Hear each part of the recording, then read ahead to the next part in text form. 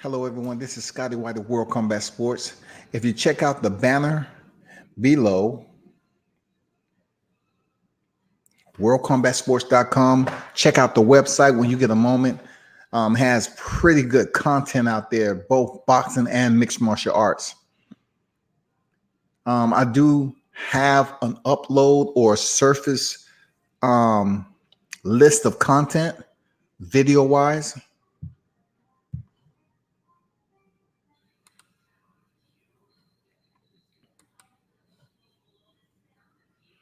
Yeah, just give me a minute.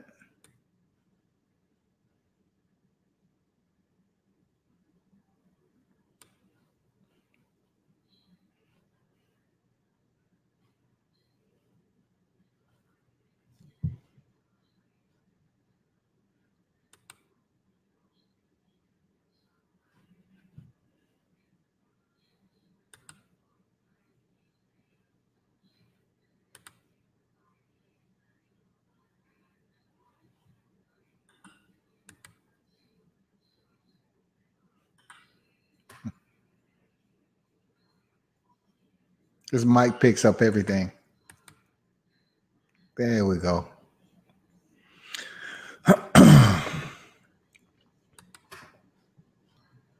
So as I was saying, let me switch this over here.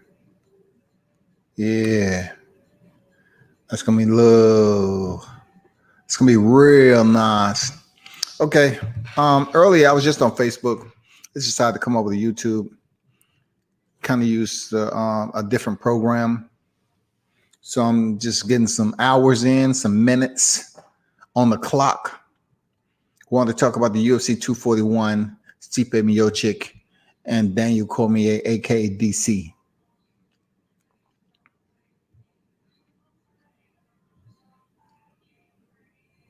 What's very amazing about this bout, it would establish one of the best heavyweight fighters that's in the game. Like, DC is considered that guy in the heavyweight division, even though his alpha and the equalizer has been John Jones at light heavyweight. Daniel Cormier right now is considerably the best heavyweight champion that's been in the sport, that's part of martial arts, period.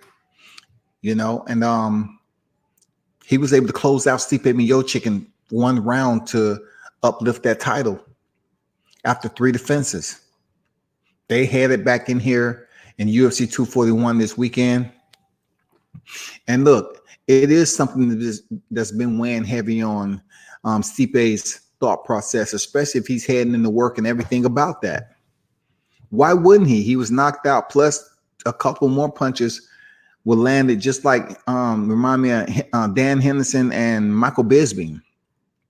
You know, already being knocked out and landing those punches while they was unconscious.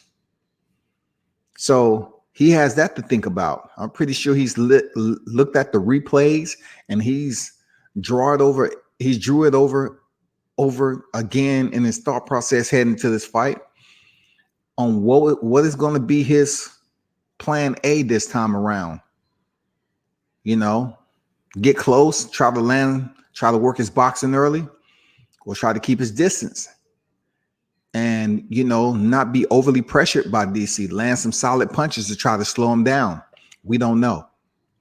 Evan Aguilera, what's good? What's good? Let's talk about some UFC there, Aguilera. I'm all ears listening in to what you have to say about this mixed martial arts.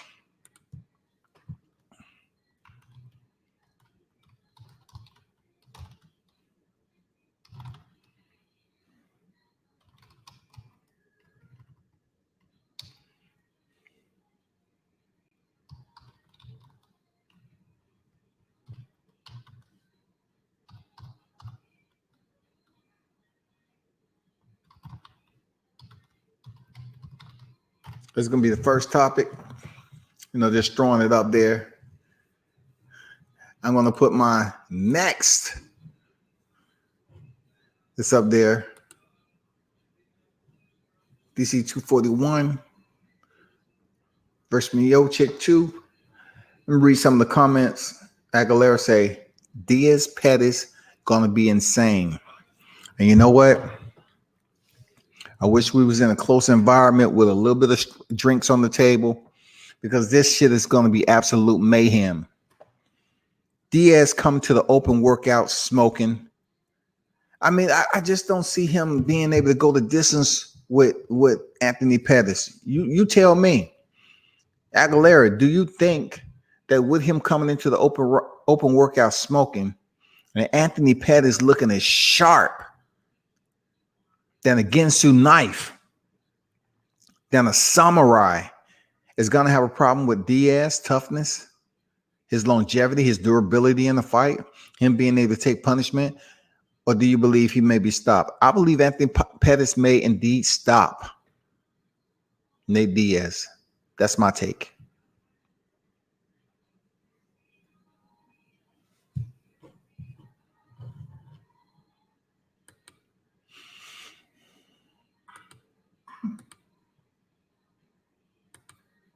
This is Mike.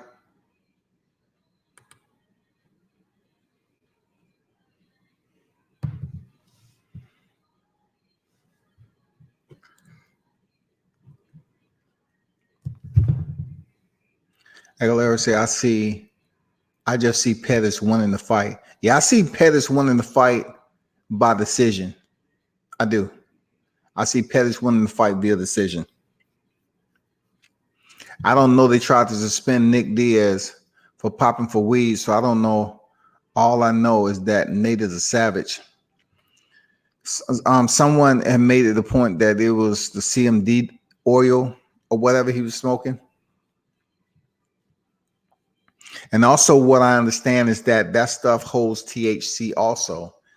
I'm not sure because I'm not a smoker, but it's just the fact that he arrived and he was in attendance smoking one of those on the lead up to a very tough fight of his career. It's a very tough fight of his career. Anthony Pettis is no joke. Former Wheaties box, former world champion. I mean, you're talking about Showtime Pettis, man. He looks in tremendous shape. And I'm thinking that, yes, indeed, Anthony Pettis stops him. For Yoel Romero and Paulo Costa, I look at this as being Yoel Romero's fight just to place himself back up in a title contention against whoever wins, Robert Whittaker, Israel Adesanya. And Yoel Romero's been in the big fights, man. He's been there already. He should have learned something. So I'm looking at his experience and now his improved cardio. He should be able to get this job done, because who wouldn't want to see Yoel Romero in there with either Robert Whittaker for a trilogy, or to face Israel Adesanya? I mean, who doesn't want to see that? I do. I want to see it.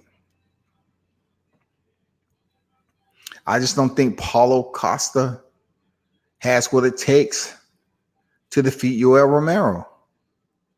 I just don't feel he has what it takes just yet. Now, he might show up and shock us in spurts or moments of that particular fight, but when it comes to winning the overall match, handling the wrestling or the explosive strikes from Yoel Romero, I just believe that it's going to be too much for Paulo Costa, and he's going to take this L. Whether he takes the L by knockout or decision is yet to be seen. But I am giving a nod to Yoel Romero.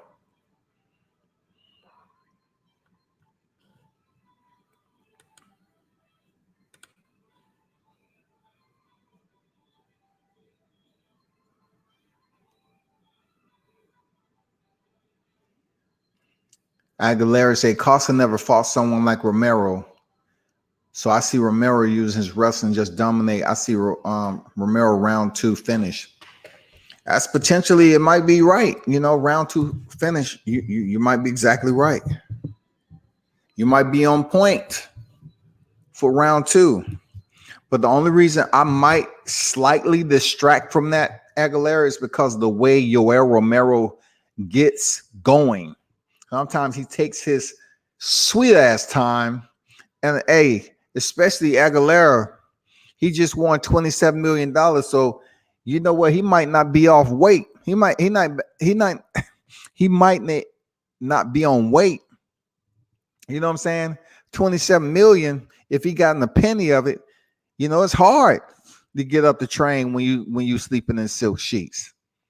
That's Marvin Hagler. It's hard for you to get up and train when you sleeping on silk sheets. Now, Yoel Romero may be on silk sheets, silk pajamas, silk everything when he gets out of the bed.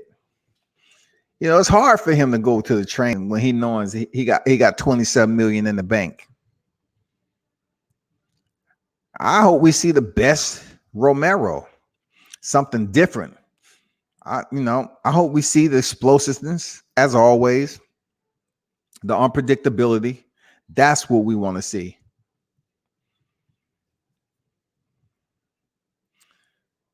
Aguilera said at the media wake out face off, Romero looked bad. His eyes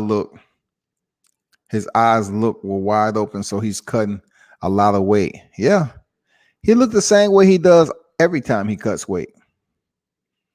You know what I'm saying? And if by chance he doesn't make weight and get punished, get fined a percentage of his purse, I truly don't think he really cares that Aguilera, but it is a good point you're making. It is a good point that you're making about that.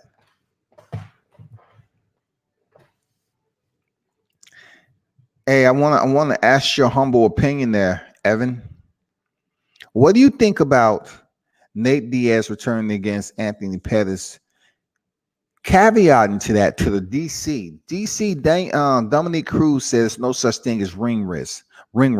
Do you think at any given moment during that fight that Nate Diaz will be able to sustain that momentum from being 3 years off against an active, surgical, hungry, salivating fighter as Anthony Pettis?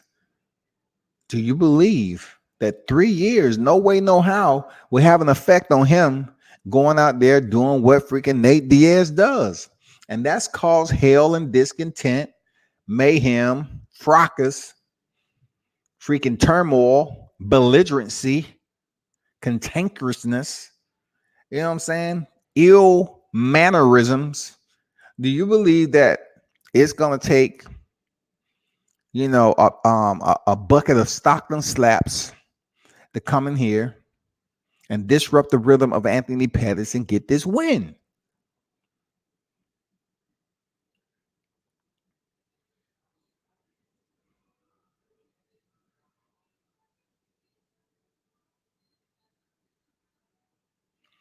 Wow. Evan said, yes, look at what Nate did to Connor. I know he was off longer, but I believe he are gonna see the best Nate. Let me ask you this, Evan. Let me ask you this. All right.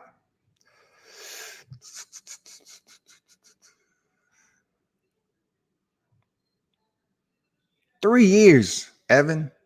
It doesn't take a math magician. 3 years. And in that process, Anthony Pettis has made the decisions to go down a weight, back up a weight, and then go up to welterweight 170. He was the first one to knock out Stephen Wonderboy Thompson. I repeat, the first one to knock out Stephen Wonderboy Thompson. And Evan, you saying that we're going to see the best Nate? I think we might see a replay of Josh Thompson, Nate Diaz there, Evan. I think that's what we might be at. It's not far-fetched, my man. I think it's going to happen. I think it's going to happen. There's no way I can go back on my word on that. I think it's going to happen.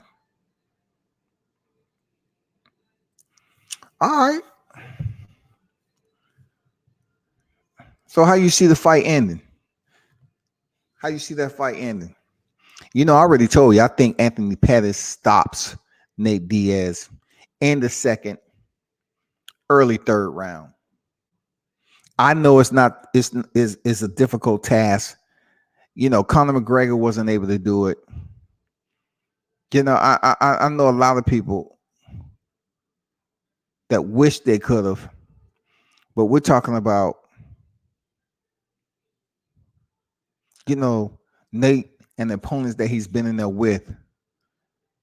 A lot of losses was from decisions.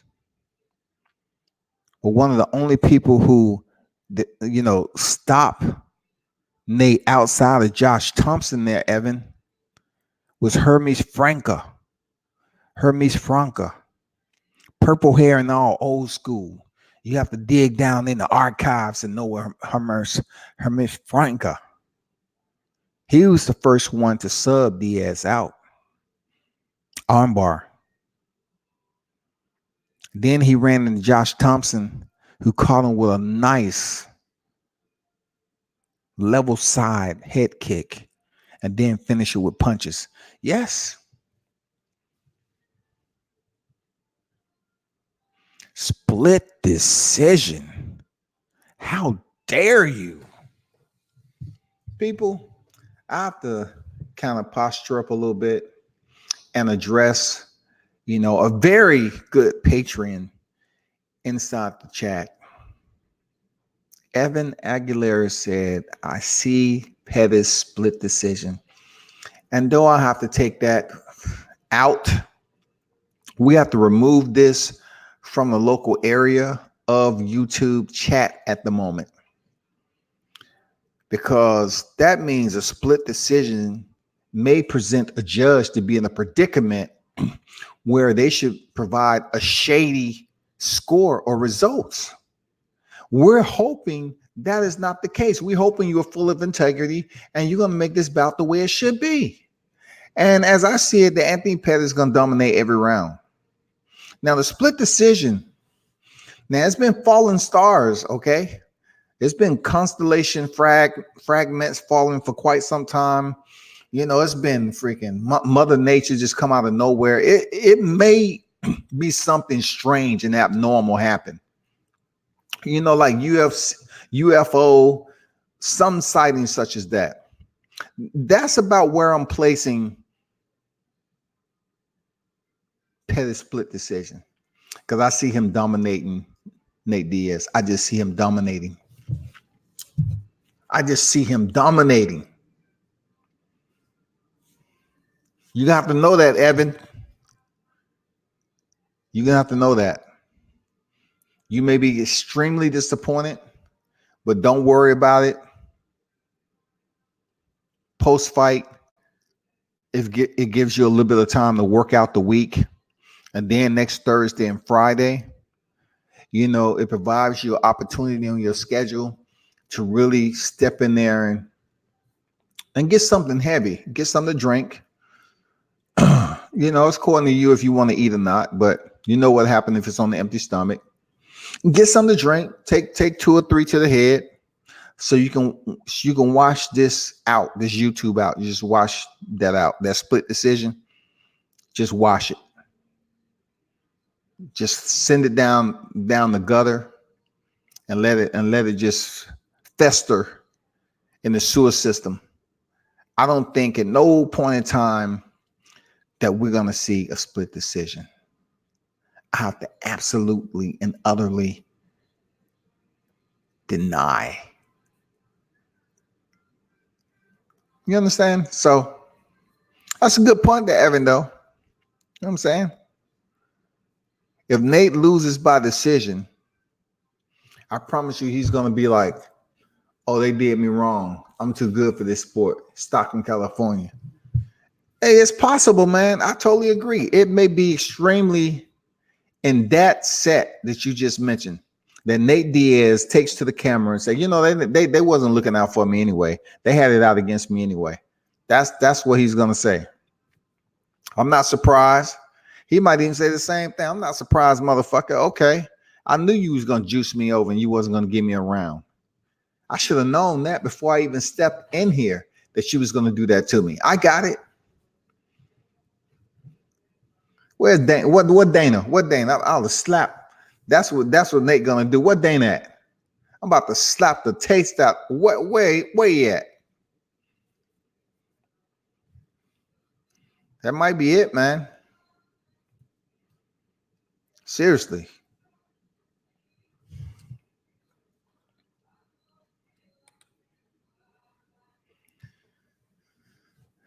What else is going on in mixed martial arts, man? Frankie Edgar, he want to move down to 135. Evan, let me know what you think about that, bro. What do you think about that? What? Evan, you still on deck? Give me a thumbs up. You still on deck, man. I got some. I got a couple of questions, maybe 2 or 3 questions to ask your humble opinion about when it comes to mixed martial arts. Just let me know if you're still on deck.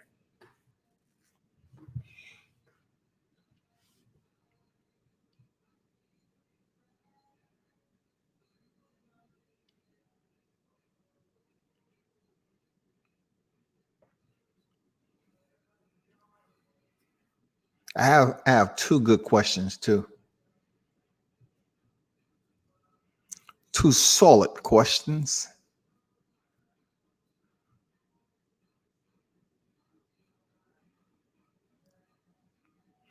Hey, check this out, Evan. Question 135. All right. Do you believe that Frankie Edgar should get an automatic title shot at the champion, or do you think he should fight one of the top contenders like Marlon Moraes?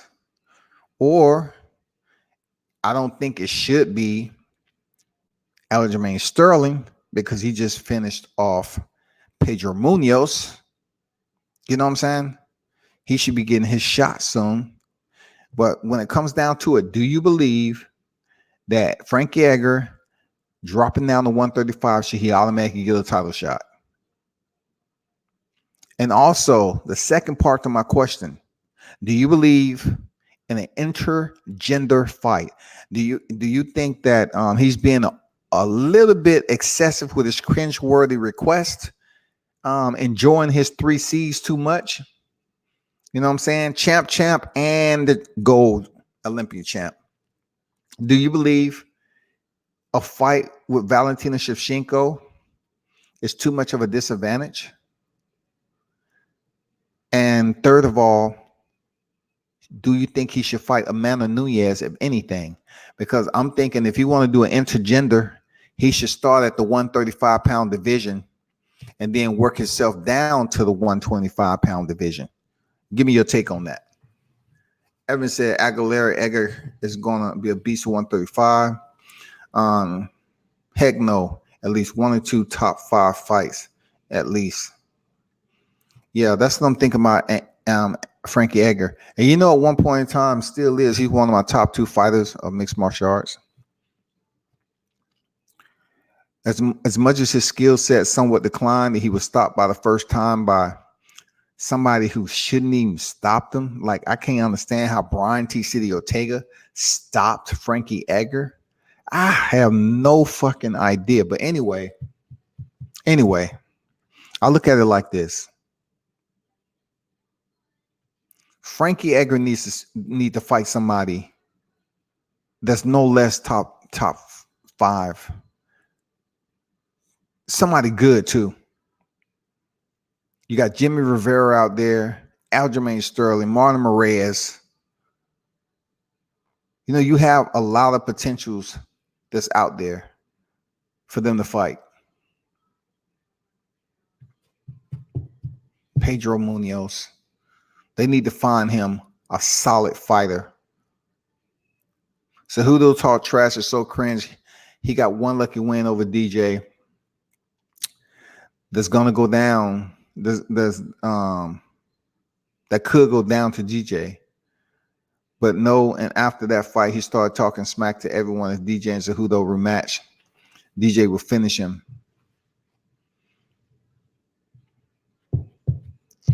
I think it'll be much more competitive to 135. But what you're saying about, the trash talking with DJ, I think all of what Henry Cejudo is doing is good for business. I think Henry Cejudo in his position should be talking trash. I know Conor McGregor did. Conor McGregor talked trash when he picked up those 2 belts, man. Conor McGregor couldn't be nowhere, even at night. He can be settling down with the family about to go to sleep. He's still talking trash about being the champ. Conor McGregor is the biggest trash talker of them all. But, Cejudo is making it a little bit personal, direct, intervention. He's putting people on notice. He's doing it in a different way too. Like he finished TJ Dillashaw in the most brutal way possible. So if he want to comes back and get that work after he gets off suspension for popping for pads, we'll see how that plays out. I think he should really face somebody else. I think TJ should really face 2 opponents before he gets a title shot at Henry Cejudo. I believe Henry Cejudo, if he's going to go for an intergender, he needs to fight Amanda Nunes. That will be much more of a comfort zone for the fans to say it's not a mixed match. It's not something that's overly favoring Henry Cejudo. So hopefully he's able to get a bout with Amanda Nunes. That won't be far-fetched. Let's see what's going on over here with Amanda Nunes at 135 against the 135 male champ. I'll tell you what, he better be careful what he asks for, because he goes over there and he doesn't come out with that victory with Amanda Nunes. Oh my God. All this cringeworthy shit he was talking and how high of a pedestal he was on, it's going to be crucial. It's going to be crucial for him to walk around if he get beat by Amanda Nunes. But he won't Valentina Shevchenko, because that is the weight class that he is a champion in. Also, a lighter weight class. The one thing about Shevchenko, she doesn't have the output. She doesn't have the aggressiveness to the point where to press the gas on him is who do damage like she could. She's just don't have it. Like her striking is superior, on point. Period. But I'm just saying, she's not. It's not like she's high energy. Like she's high active striker. She has respectable punch stats. No, she's just selective in where she places her kicks and punches. Just ask Jessica Evil Eye. You know what I'm saying? I mean, it's crazy.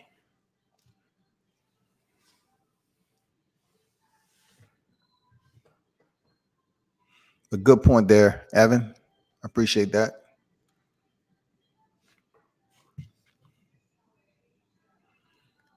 Quickly, I'm just going to talk about Joshua Ruiz. I hope Ruiz is patient enough to get as much money out of this fight for a rematch as possible. He should.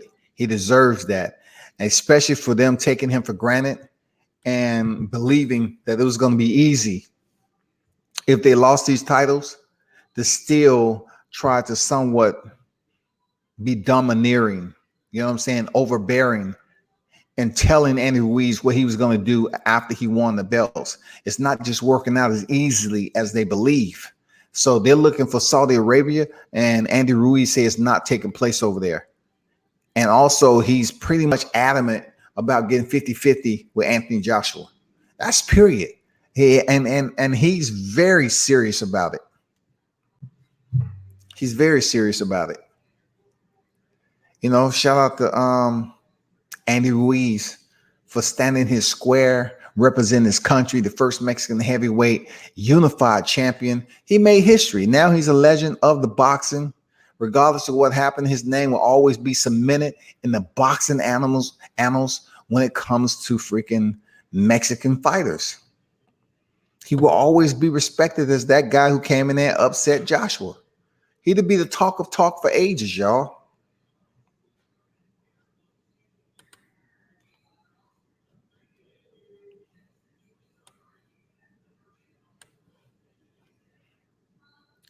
But I'm going to close out.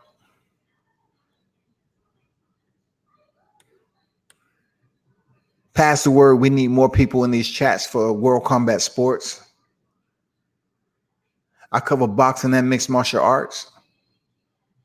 I just wanted to talk about this UFC 241 card, but why? Because it's kind of hot. You have Yoel Romero going against Paulo Costa, which I believe he's going to take. He has much more experience. He's been in there with Robert Whittaker, and he has some battles that actually he's learned from. Okay, he actually shown he can go 5 rounds, and I thought he won the second bout with Robert Whittaker, to be honest.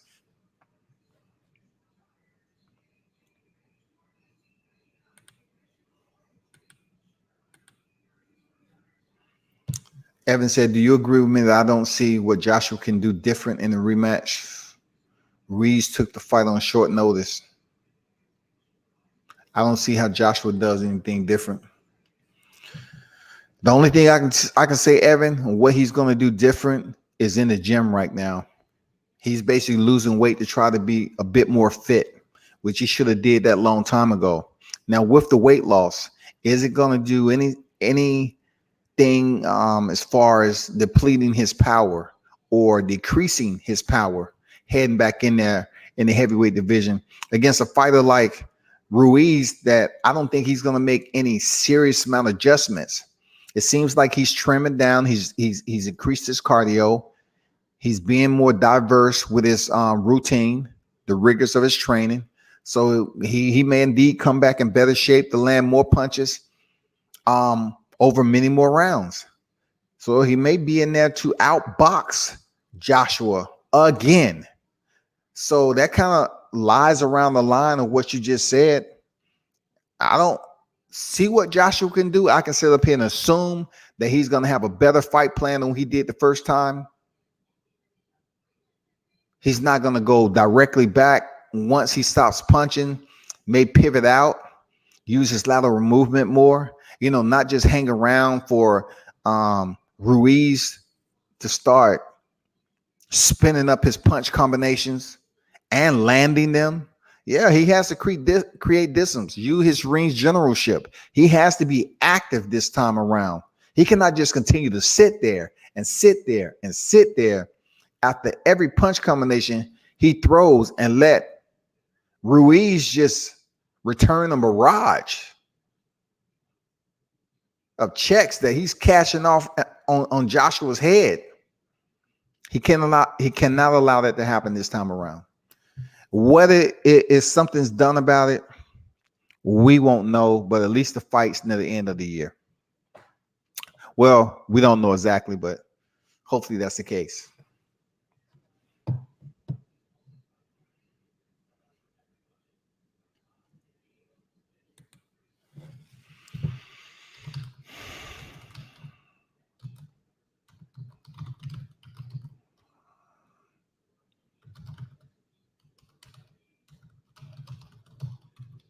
Put a message. Salute to all of you that turned up and tuned in. Evan Aguilera, appreciate the content, mixed martial arts, man.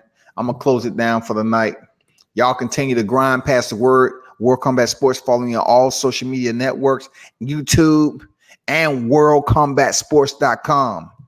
Look right down there, worldcombatsports.com. I truly appreciate it. I need to get the subscribers up.